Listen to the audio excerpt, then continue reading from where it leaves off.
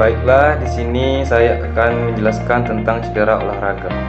Secara fisiologi, cedera olahraga terjadi akibat ketidakseimbangan antara beban kerja dengan kemampuan jaringan tubuh yang melakukan aktivitas olahraga. Upaya pencegahan yaitu tubuh harus disiapkan agar cedera tidak terjadi atau tidak terlalu berat jika terjadi. Tingkatkan semua faktor kebugaran fisik yaitu kapasitas aerobik, kekuatan otot, fleksibilitas, kecepatan, agilitas. Atlet dengan kapasitas aerobik yang kurang atau kecepatan kelelahan akan mempermudah terjadi cedera. Pembebanan secara tiba-tiba serta koordinasi gerakan yang kurang baik, kelelahan, pemanasan otot yang tidak sempurna. 1. Cedera jaringan lunak yaitu memar dapat disebabkan pukulan pada kulit dan otot yang menyebabkan otot pembuluh darah serta jaringan sekitarnya pecah. Jaringan yang memar tidak boleh dipijat dan diberi kompres panas.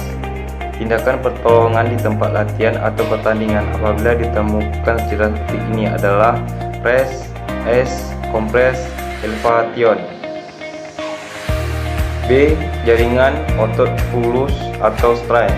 Cedera ini terjadi apabila otot bekerja lebih berat atau tertarik melebihi kemampuannya. Terasa sakit pada gerakan dan serabut otot ada yang putus. Tindakan pertolongan di tempat latihan atau pertandingan dengan RICE. Yang C. Keseleo dapat terjadi pada olahraga kontak, dapat terjadi fracture atau dislokasi. Pertolongan RICE. 2. Dislokasi, cerai sendi. Tanda-tanda tulang bergeser dari sendi, ligamen ikut rusak, pembentuk berubah, bengkak dan fungsi tidak normal. 3. Cedera pada tendo. Tanda-tanda terjadi bila tendo atau sarungnya meradang atau tertarik berlebih.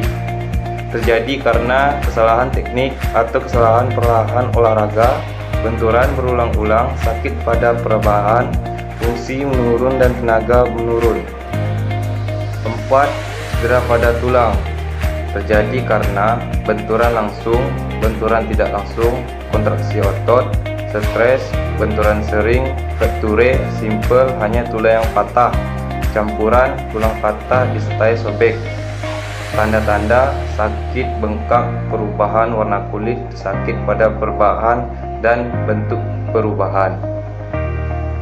5. Benturan pada kepala. Karena kepala terguncang, terdapat gangguan fungsi otak, amnesia, hingga ingatan yang dahulu, pusing, mual, muntah, dan penglihatan kabur. Koordinasi tubuh menurun, bingung. Pengobatan, istirahat, dan langsung kirim ke rumah sakit. 6. Cedera pada gigi. Karena benturan dengan orang lain atau dengan alat permainan. Dicegah dengan pemakaian perlindungan gigi, ditandai dengan rahang yang membengkak. Konsultasi ke dokter gigi sebaiknya dilakukan. 7. Cedera pada mata. Terjadinya karena pembenturan atau pukulan langsung, ditandai dengan keadaan sebagai berikut. Terdapat pendarahan, mata berwarna hitam, tulang dapat ikut rusak, penglihatan kabur, mata pembekakan, dan mata serta sakit sekali. 8. Kejang otot. Penyebab head cramp yaitu latihan pada suhu tinggi, keringatan keluar banyak, gangguan elektrolit. Iritasi yaitu latihan terlalu berat atau aliran darah tidak lancar, misalnya udara dingin. Kurang Ca, Mg atau K dalam makanan sehari-hari, adanya gangguan sistem peredaran darah pada atlet tersebut. Pencegahan: minum cukup sebelum dan sesudah latihan olahraga, peregangan sebelum dan sesudah latihan olahraga, diet low fat nih, sayuran-sayuran hingga dan buah-buahan. Bila masih kejang, konsultasi ke dokter, mungkin ada kelainan sirkulasi darah. Latihan yang berlebihan, cara latihan yang salah, kelainan struktur anatomis, kurangnya fleksibilitas, ketidakseimbang kekuatan otot yang belum memadai untuk cabang olahraga tertentu, latihan atau bertanding dalam keadaan cuaca yang ekstrim, kondisi fisik yang tidak maksimal. 1. Latihan yang berlebihan, mengabaikan takaran dan program latihan, mengabaikan rasa sakit, Rasa sakit adalah tanda peringatan akan timbulnya cedera. Atlet pemula lebih sering cedera dibandingkan atlet yang sudah berpengalaman. Adanya motivasi yang tinggi untuk menang. Cedera bisa bertambah parah jika atlet bermain kembali sebelum penyembuhan total. Istirahat penting untuk menyembuhkan total.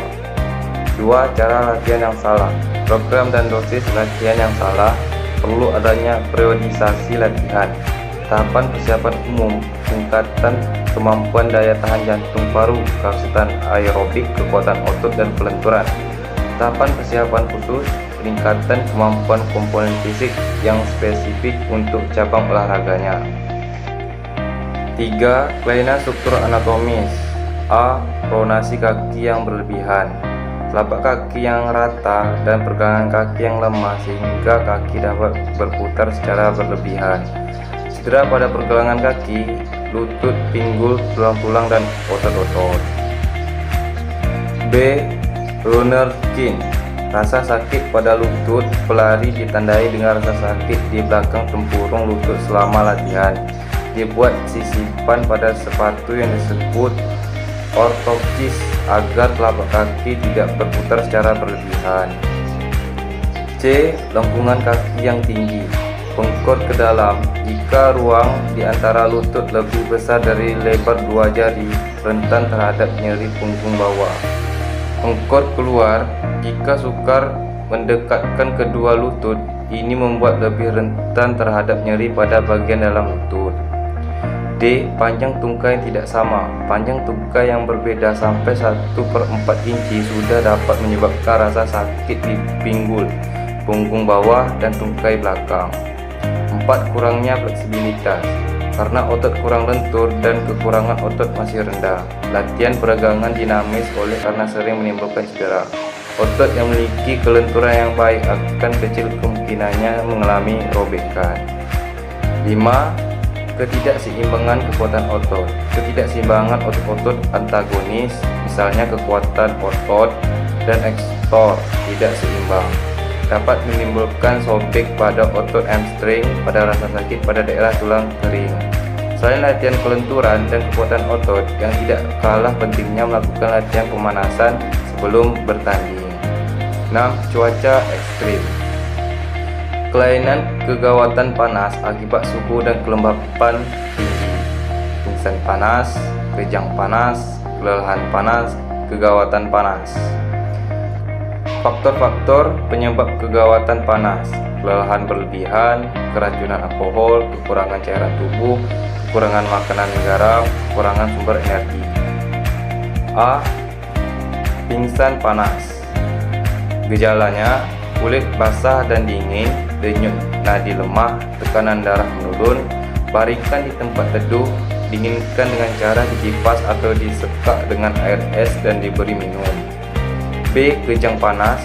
Otot-otot perlu dan anggota badan mengalami kejang yang disertai nyeri, kulit basah dan dingin, suhu inti tubuh normal atau hanya sedikit meningkat, darah menekat dan kadar garam menurun.